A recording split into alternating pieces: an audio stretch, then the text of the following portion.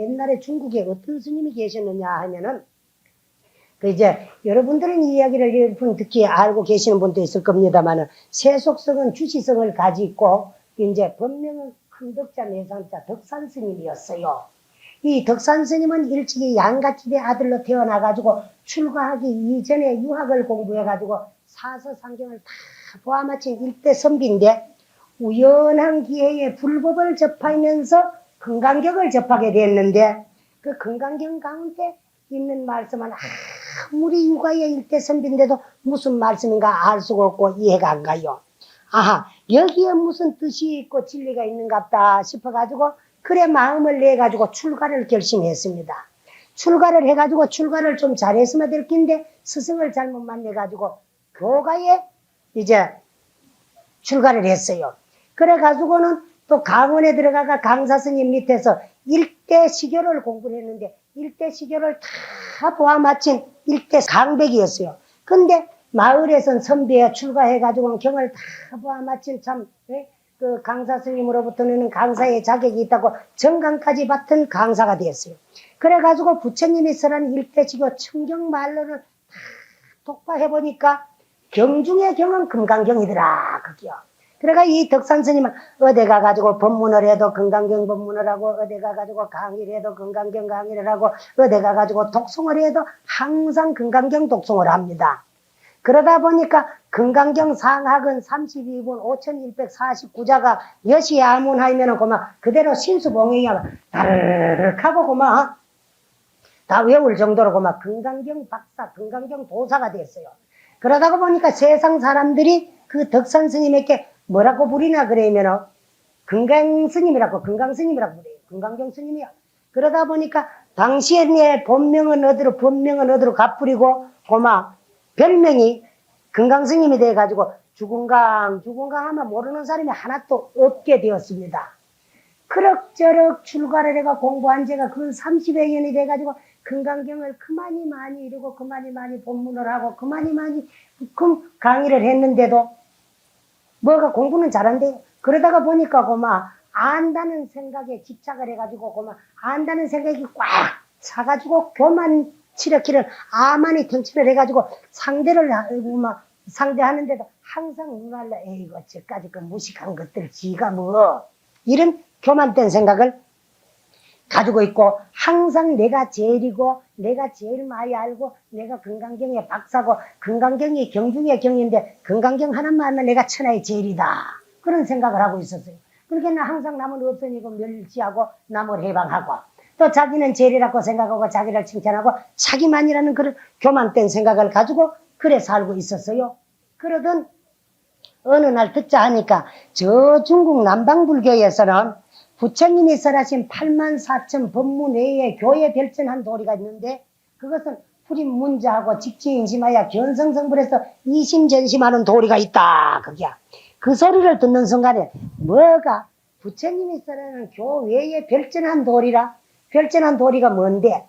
불임문자하고 문자를 세우지 않냐고 직지인심해가 견성성불에서 이심전심한다고, 저까지 무식 것들이 뭐를 안다고 내가 한번 찾아가가지고 단방에 콧대를 납작하게 이놈들 꺾어놔야 되겠다 싶어가지고 찾아가려고 마음을 먹었는데, 때마침 오늘같이 일이 더운 삼복더위였어요.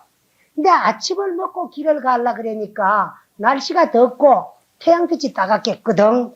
그러니까 옛날 우리나라도요 식전이 일이 반나절 일이나 한다 그러니까 새벽 예불을 마치고 아침 고향도 들지 않고 식전에 걸망을 싸질머지고 출발을 했어요. 그러다가 보니까 목적지 반쯤 갔을 때가 때마침 점심때도 됐는데, 아침 고향도 안 하고 점심때가 되나 나오니까 배는 고프지, 날씨는 덥지요.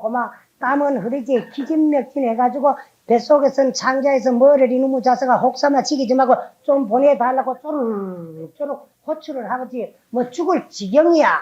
근데 뭐라도 좀 먹어보려고 보니까 당신 있는 데는 줄령 고봉 태산말랭이 올라서 가지고 인간이 살 수 없는 인간 부도쳐요.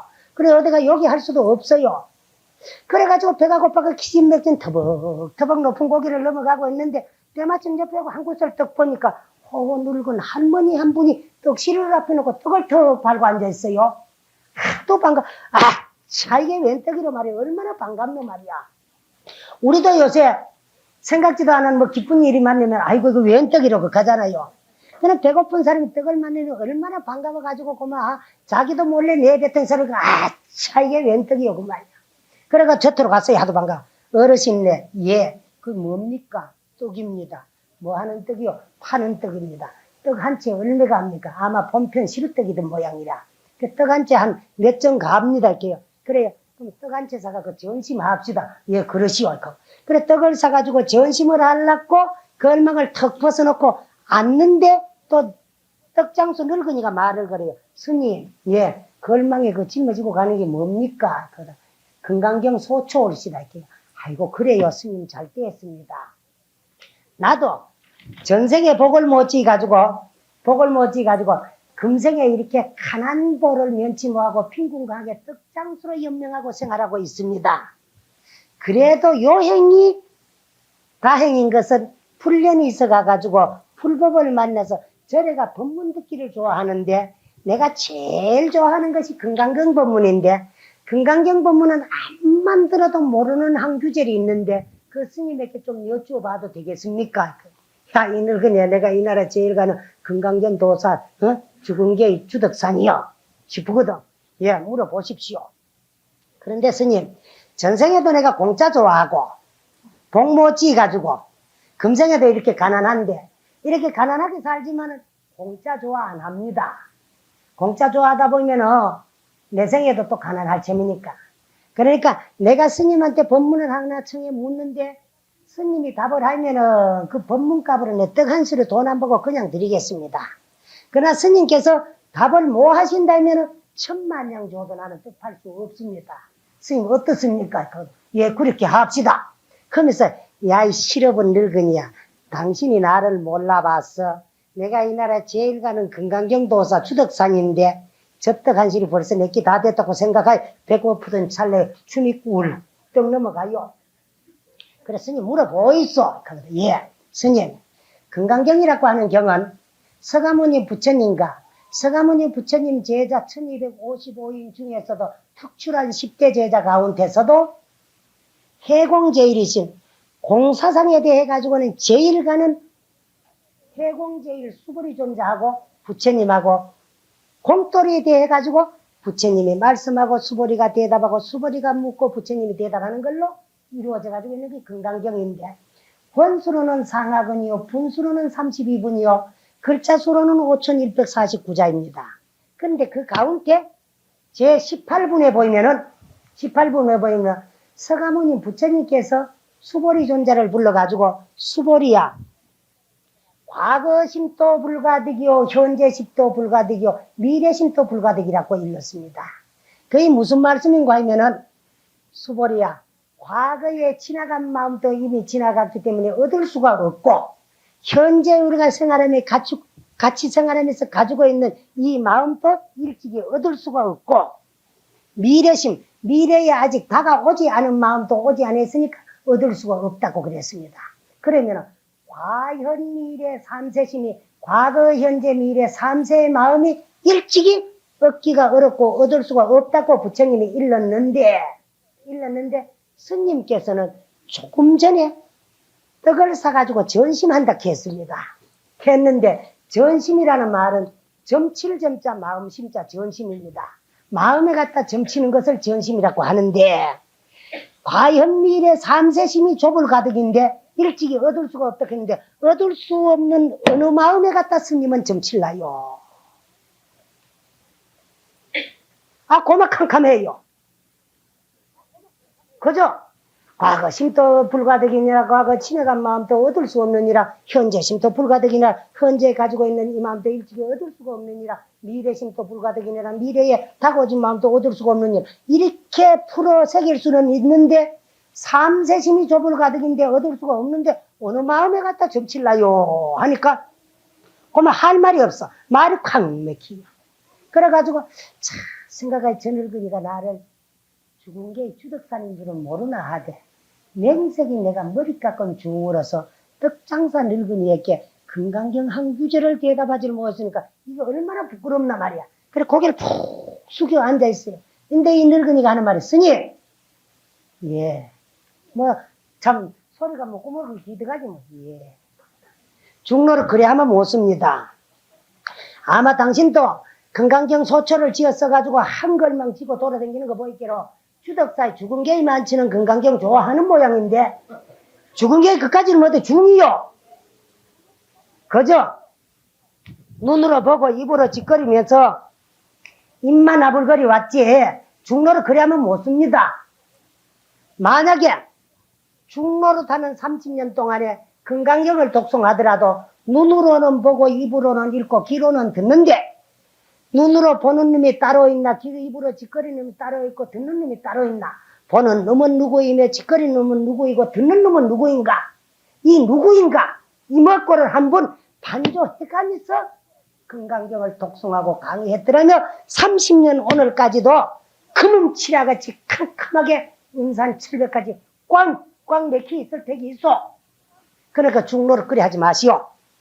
하나 중로로 타는데도 인연 있는 스승을 만나야 되는데 내가 아는 것은 없어도 절에 오래 댕기고 그 인생 사는 경험이 많기 때문에 사람을 이래 보면 뭐 짚힌 데가 있고 아는 데가 있습니다. 근데 내가 스님을 보아하니 스님은 아직까지 옳은 스승을 못 만났는 것 같은데 스님하고 인연 있는 스님은 여기서 한 100여리만 가면은 용용자 못담자 용담산이라는 산이 있고 용담산에 가면 용담원이라는 절이 있고 용담원에 가면 용담 숭신선사라고 하는 일대 선지식이 있으니까 아마 거기에 찾아가면 당신 그 어두운 마음을 이래같이 밝혀줄기요. 가만 생각하니 용담원이고 뭐 참 용담산이고 용담스님이고 할 것 없이 배고픈 거고 그러면 다 달아놨어. 그래 걸막을 턱 짊어지고 가려고 걸막을 턱 드는 순간에 생각할게 요놈의 금강경 니하고 내하고는 이별이야. 나는 어디가 법문을 해도 니 법문을 했고 어디가 강의를 해도 니 강의를 했고 어디가 독송을 해도 너를 읽었는데 너를 좋아한 30년 오늘까지 저 떡장사 늙은이였게 금강경 한 구절 대답하는 금강경 너는 응? 소용없어 이놈아. 너하고 내하고는 이별이야. 하고는 다시 걸망을 탁 벗어놓고 불을 탁 길이가 붙이려고 하는 순간에 뒤를 탁 돌아보니까 떡장수도 떡시루도 간 데가 없어.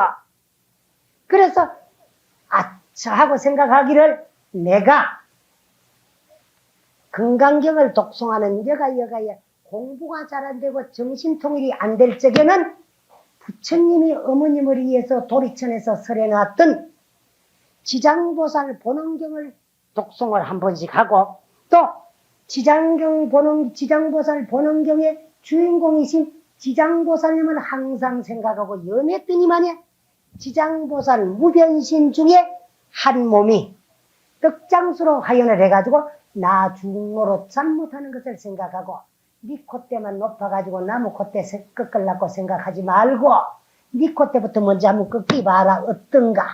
네 교만심 그거 내버리고 네 스스로가 잘났다고 네 스스로를 칭찬하고 남을 없으니고 멸시하고 깔보고 해방하는 생각을 내버리라고 오늘 떡장수로 하연해가지고 나타나가지고 내 콧대를 꺾어놓고 내 갈 길을 일러줬구나 하고는 마음을 돌리가 그러면은 불보살님이 일러준 곳으로 찾아가야 되지 하고는 이제 참 불현천리하고 용담산으로 찾아갔습니다.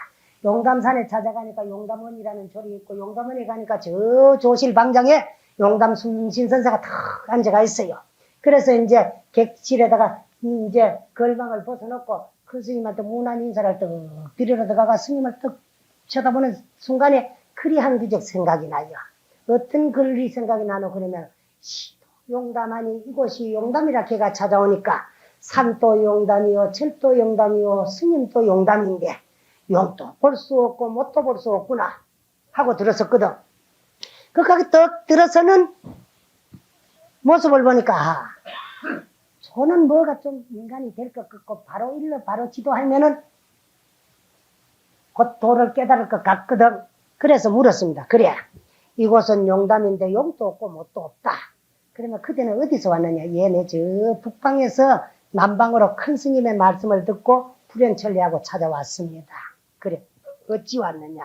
큰 스님의 말씀을 듣고 가르침을 받아가지고 이 어두운 마음을 개호시키 밝히기 위해서 왔습니다. 그래.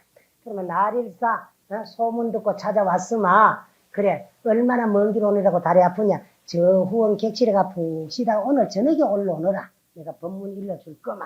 아, 예, 알았습니다. 그래, 내려와가지고 이제 쉬다가 저녁에 올라갔어요. 그래. 아직 노독이 다 안 풀려있을 점이니까 저녁에 푹 쉬고 자고 내일 아침에 떠나갈 때 오느라. 내가 법문 일러줄 거마. 또 내려왔어요. 또 자고 아침에 또 올라갔어요. 올라가니까 네가 날일사 큰 스님이라고 내 이름을 듣고 찾아왔으면 내 해상에서 하루 안 묵어갈 수 있나? 오늘 푹 쉬다가 저녁에 오느라 내가 법문 일러줄 거마. 그래서 저녁에 또 올라갔어요. 올라가니까 하는 말이 이 사람들아 금년에는 날씨가 가물어가지고 한재가 들었어. 백곡이 다 말려 홍련이 들고 나니까 만물이 다 비싸니까 세상 사람들 살기가 참 어렵다 그래지. 이런 식으로 시속 이야기를 하다 보니까 밤이 9시 삼경이야. 이 사람은 벌써 삼경이 됐다. 가가 쉬고 내일 아침에 오느라 법문 일러줄 거마. 아, 예, 알았습니다. 오늘 저녁엔 바로 안 쫓아내고 뭐 이런저런 시속 이야기 하다 보니 밤이 깊어졌는데 나가려고 내가 찾아보니까 캄캄한 그 몸치라에서 신발이 보이질 않습니다. 그래 신을 더듬 찾는 더듬거리는 모습을 보고 스님께서 야야 시자를 불러서라. 저 객스님이 어두워가지고 신발을 못 찾는 모양인데 초롱에 점화해 올리라.